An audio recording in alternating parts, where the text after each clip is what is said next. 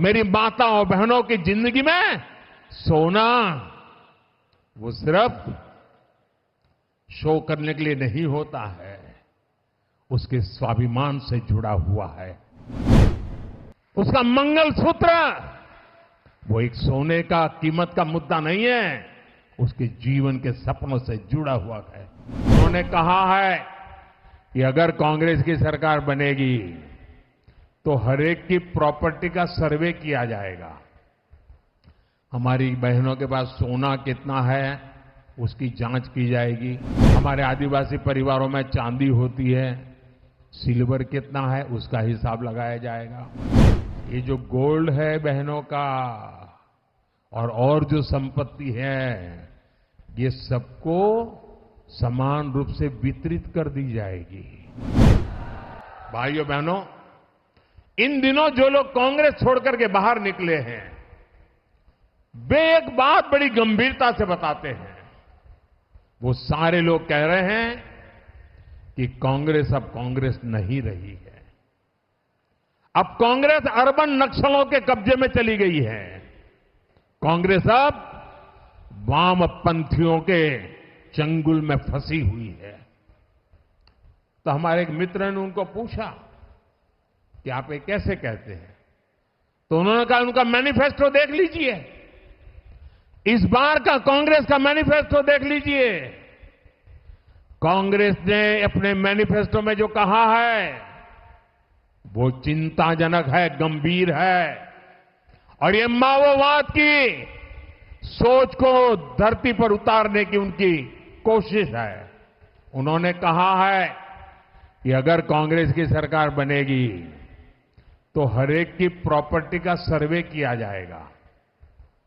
हमारी बहनों के पास सोना कितना है उसकी जांच की जाएगी, उसका हिसाब लगाया जाएगा।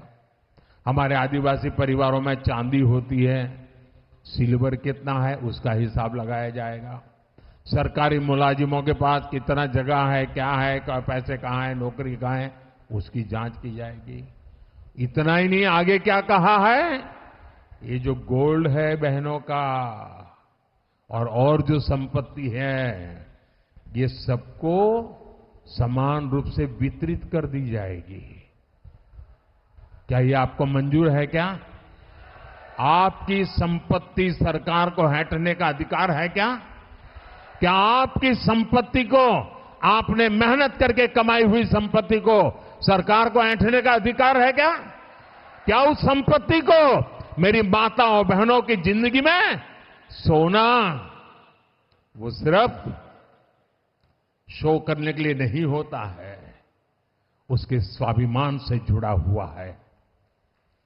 उसका मंगलसूत्र वो एक सोने का कीमत का मुद्दा नहीं है, उसके जीवन के सपनों से जुड़ा हुआ है।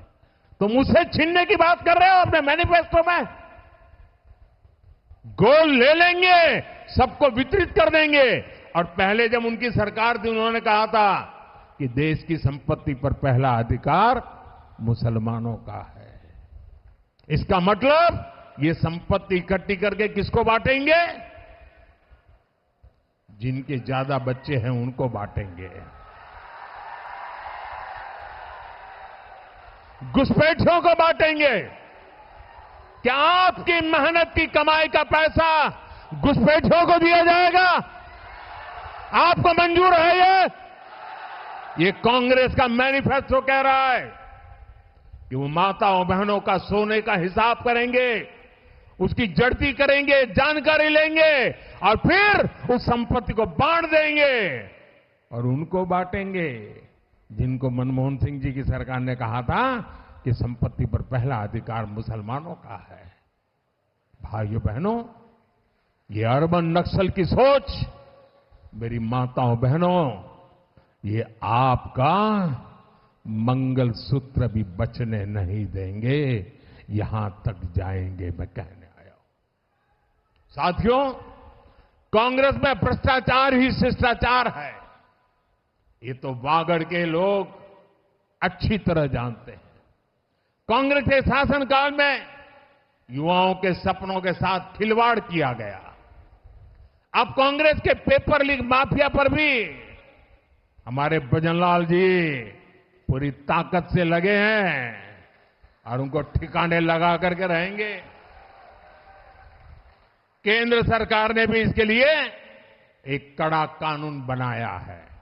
अब इनको ये भी मालूम नहीं है, पार्लियामेंट में बैठते हैं, पेपर लीक का कानून बन चुका है।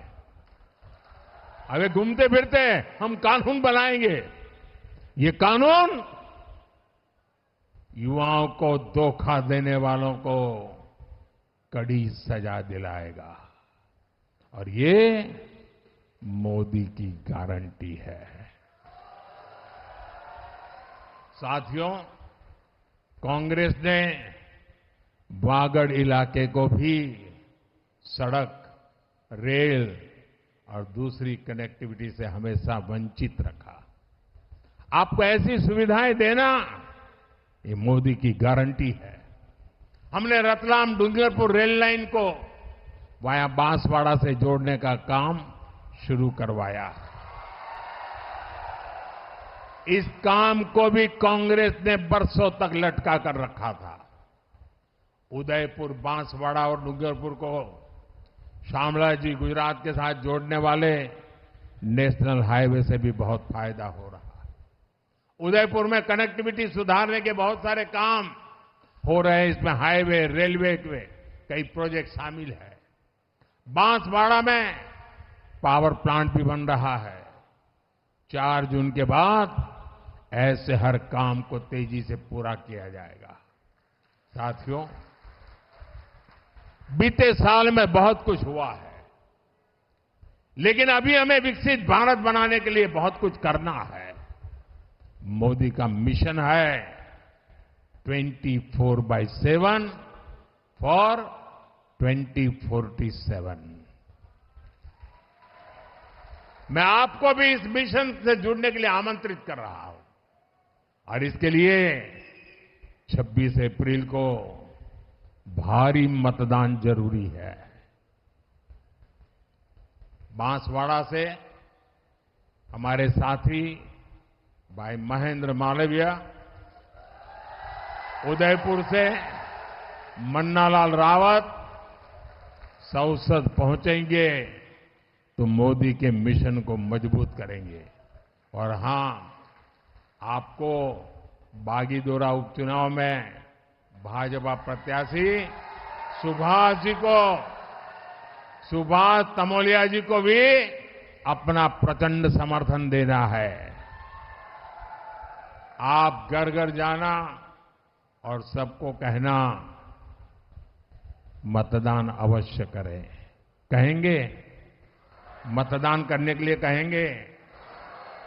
अब मुझे बताइए, हमें लोकसभा भी जीतनी है, ये असेंबली का चुनाव भी जीतना है, लेकिन ये जीतना है तो क्या करना पड़ेगा? क्या करना पड़ेगा?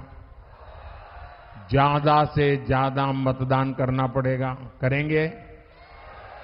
मतदान करने के लिए जाएं तो गांव में, बूथ में एक पूरा उत्सव का वातावरण बनाइए। गाने गाते गाते सब माताएं बहनें वोट करने के लिए जाए, सामूहिक रूप से जाए। देखिए, एक माहौल बन जाएगा, लोकतंत्र का उत्सव बन जाएगा।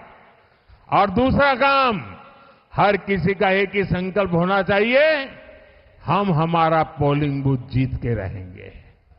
हमारा पोलिंग बूथ हम हारेंगे नहीं। हमारे पोलिंग बूथ में हम भाजपा का झंडा झुकने नहीं देंगे। इसकी चिंता करेंगे?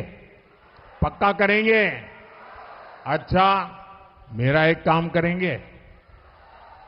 क्यों ठंडे हो गए? ये मालवीय जी के लिए कहा तो सबने कहा करेंगे। अब मैं कह रहा हूं मेरा काम करेंगे तो ठंडे पड़ गए।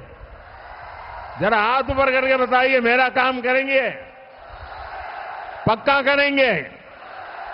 अच्छा, एक काम करना, घर घर जाना और हर घर में जो भी बुजुर्ग हो उनको कहना अपने मोदी भाई बांसवाड़ा आए थे और मोदी भाई ने आपको राम राम कहा है। मेरा राम राम पहुंचा देंगे? हर परिवार को मेरा राम राम पहुंचा देंगे?